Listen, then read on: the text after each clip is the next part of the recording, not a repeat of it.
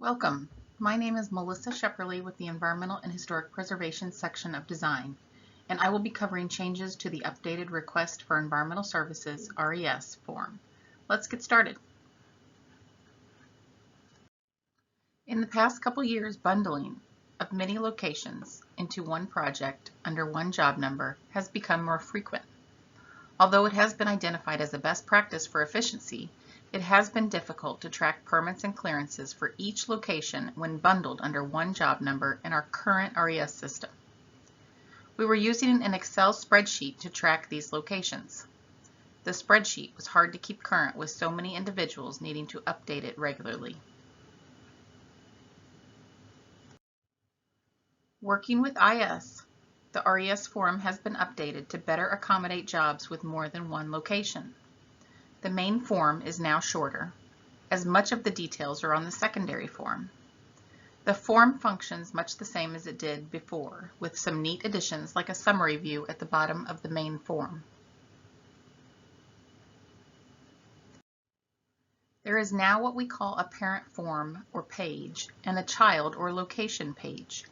Each location is considered a child to the parent and must have its own form. Every RES will have at least one location created, and a majority of projects will have just that one location. Each RES is still based on job number, so every job must have at least two RESs, the location conceptual and the final RES, the same as before. This system does not influence or apply to required combination jobs. Those still need RESs for each job number. Again, every job has at least one location to be added, and most will only have that one location. The parent form information is information that applies to the entire job or all locations, and more specific details for each location will be added to those location forms. The parent form will have cumulative right-of-way and easement numbers needed overall, but each location will also have right-of-way and easement numbers to be entered for that location.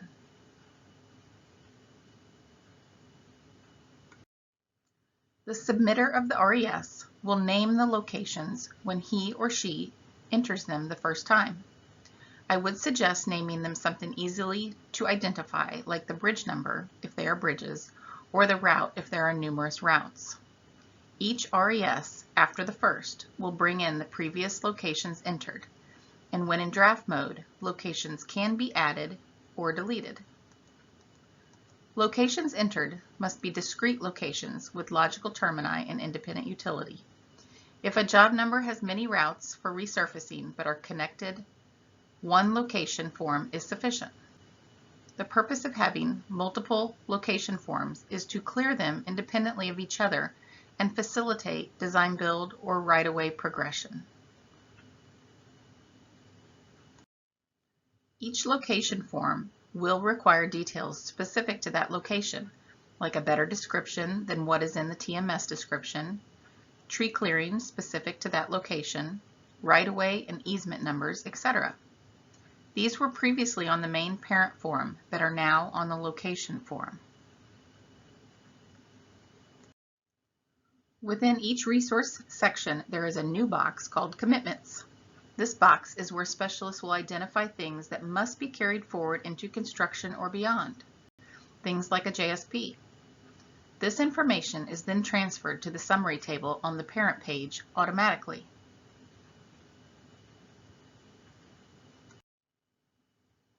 The parent form also has a new feature. The summary table for all locations is visible at the bottom of the parent form. This is a one-stop view to identify what locations are cleared, what locations have pending items, and what resources those items may be. The only boxes that will have text are dates in the NEPA, All Environmental Cleared, and Submitted boxes. The resource boxes will not have text, but will reflect the color of the tab in the location form for a visual answer. Remember, green is cleared, pink is pending items, which may be from the district or what the specialist needs to do. Brown has not been reviewed. Blue is in the process of being reviewed. I mentioned earlier the new box where specialists will add commitments to be carried forward like a JSB.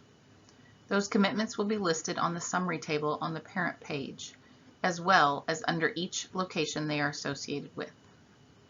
It may show up blank if there are no commitments, or with text if someone entered no commitments. In summary, the new RES form has been reformatted to make it easier to handle bundles and has a great at-a-glance summary table and commitments outlined on the parent form. Please reach out to the Environmental and Historic Preservation section if there are any struggles or questions with the new form. We're excited for the new features it provides. If you need further assistance with the new layout, you can consult the instructions at the top of the RES system menu or in EPG 127.1. Thank you.